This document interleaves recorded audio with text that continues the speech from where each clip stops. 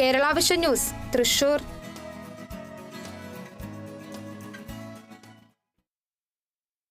കോഴിക്കോട് നിന്നുള്ള വളരെ പ്രധാനപ്പെട്ട ഒരു വാർത്തയിലേക്ക് പോകുന്നു. കോഴിക്കോട് മെഡിക്കൽ കോളേജിലെ അപകടവുമായി ബന്ധപ്പെട്ട് ത്രിതല അന്വേഷണവുമായി സർക്കാർ. സാങ്കേതിക അന്വേഷണവും വകുപ്പ് തല അന്വേഷണവും പോലീസ് അന്വേഷണവും തുടങ്ങിയതായി ആരോഗ്യവകുപ്പ് മന്ത്രി വീണ ജോർജ് വ്യക്തമാക്കി.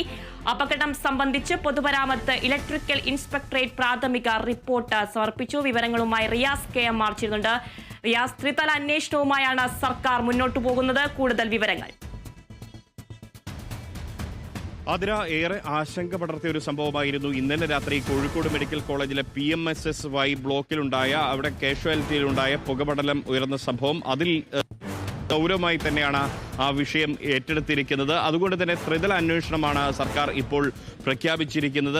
ഈ സാങ്കേതിക അന്വേഷണം ഏകദേശം അത് നടന്നുകൊണ്ടിരിക്കുകയാണ്. ആ സംഭവം നടന്നയുടൻ തന്നെ അതിൽ സാങ്കേതിക അന്വേഷണം തുടങ്ങിയിട്ടുണ്ട്. ഒപ്പം തന്നെ ആരോഗ്യ വകുപ്പിൻ്റെതായ രീതിയിലുള്ള വകുപ്പ് തല അന്വേഷണവും നടത്തിവരുന്നുണ്ട്. കൂടാതെ ഈ വിഷയത്തിൽ പോലീസ് അന്വേഷണവും നടക്കുന്നു എന്നുള്ളതാണ് ഏറ്റവും പ്രധാനപ്പെട്ട ഒരു വിവരമായി നമുക്ക് പറയാൻ സാധിക്കുന്നത്. ഇതിൽ തന്നെ ഈ ഒരു സാഹചര്യം ഉണ്ടാകാൻ ഇടയായ സംഭവം ഇവിടെ ഈ കോഴിക്കോട് മെഡിക്കൽ കോളേജിലെ PMSSY ബ്ലോക്കിൽ എമർജൻസി എക്സിറ്റ് ഇല്ല എന്ന വലിയൊരു ആരോപണം ഉയർന്നിരുന്നു. അത് പരിശോധിക്കുമെന്ന് ആരോഗ്യവകുപ്പ് മന്ത്രി വീണ ജോർജ് വ്യക്തമാക്കിയിട്ടുണ്ട്. കൂടാതെ മറ്റു കാര്യങ്ങൾ ഇതിൽ തന്നെ ഇതുമായി ബന്ധപ്പെട്ട് പൊതുമരാമത്ത് ഇലക്ട്രിക്കൽ ഇൻസ്പെക്ടറേറ്റിന്റെ പ്രാഥമിക റിപ്പോർട്ട്, അവരുടെ ഒരു അന്വേഷണ റിപ്പോർട്ട് സർക്കാരിന് സമർപ്പിച്ചിട്ടുണ്ട്. കൂടാതെ ഫോറൻസിക് പരിശോധന പുരോഗമിക്കുന്നുണ്ട്.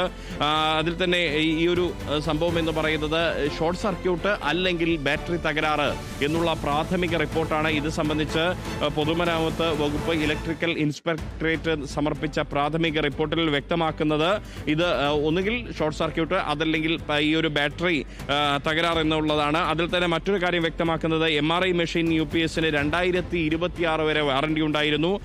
അതിന് ഇതുവരെ തകരാറുകൾ റിപ്പോർട്ട് ചെയ്യപ്പെട്ടിട്ടില്ല. 6 മാസം മുൻപ് ഇത് മെയിൻ്റനൻസ് നടത്തി അതിന്റെ റിപ്പോർട്ട് സൂക്ഷിച്ചതുമാണ്.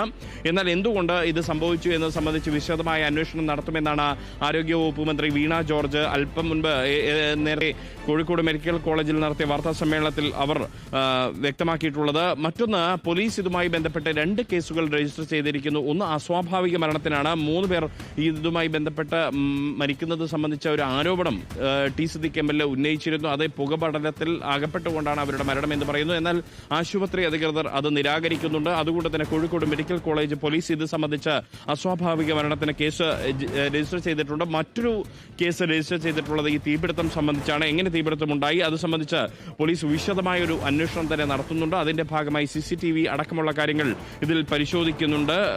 ഇതിൽ 151 രോഗികളാണ് ഉണ്ടായിരുന്നത്. ഈ ഒരു അപകടം നടക്കുന്ന സമയത്ത് ഈ പുതിയ ബ്ലോക്കിൽ 151 രോഗികൾ ഉണ്ടായിരുന്നു എന്ന് മന്ത്രി വ്യക്തമാക്കുന്നു. 114 പേർ മെഡിക്കൽ കോളേജ് ചികിത്സ തുടരുന്നുണ്ട്. 37 പേരാണ് മറ്റ് ആശുപത്രികളിലായി കോഴിക്കോട് ബീച്ച് ആശുപത്രികളിലും മറ്റ് സ്വകാര്യ ആശുപത്രികളിലുമായി ചികിത്സ തേടിയിരിക്കുന്നുള്ളത്. ഏറ്റവും കൂടുതൽ ആളുകൾ ബീച്ച് ആശുപത്രിയിലാണ് ചികിത്സയിലുള്ളത് എന്ന് മന്ത്രി വ്യക്തമാക്കുന്നുണ്ട്. ബീച്ച് ആശുപത്രിയിൽ അതിനാവശ്യമായ സൗകര്യങ്ങൾ ഒരുക്കിയിട്ടുണ്ട് എന്ന് വ്യക്തമാക്കുന്നുണ്ട്. താൽക്കാലിക സൗകര്യങ്ങൾ ഇവിടെ മെഡിക്കൽ കോളേജിൽ തന്നെ പഴയ കാഷ്വാലിറ്റിയിലും ഒരുക്കിയിട്ടുണ്ട്.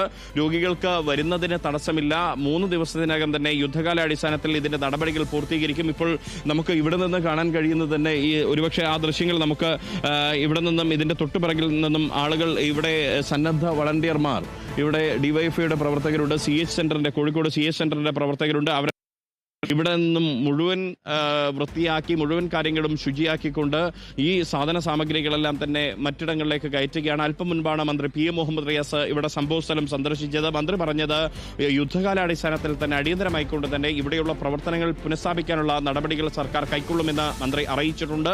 അതിനാവശ്യമായ നടപടികൾ സ്വീകരിക്കുമെന്ന് വ്യക്തമാക്കിയിട്ടുമുണ്ട്. അതിര ശരി റിയാസ്, കോഴിക്കോട് മെഡിക്കൽ കോളേജിലെ അപകടവുമായി ബന്ധപ്പെട്ട് ത്രിതല അന്വേഷണവുമായി സർക്കാർ. സാങ്കേതിക അന്വേഷണവും വകുപ്പ് തല അന്വേഷണവും പോലീസ് അന്വേഷണവും തുടങ്ങിയതായി ആരോഗ്യമന്ത്രി വീണ ജോർജ് വ്യക്തമാക്കി.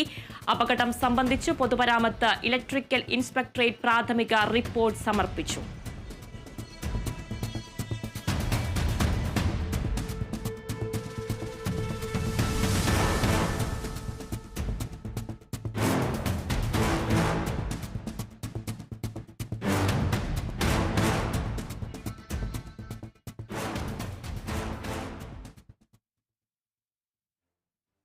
കോഴിക്കോട് ദുരന്തത്തിൽ ധാർമ്മിക ഉത്തരവാദിത്വം ഏറ്റെടുത്ത് മന്ത്രി വീണ ജോർജ് രാജിവെക്കണമെന്ന് കെ മുരളീധരൻ.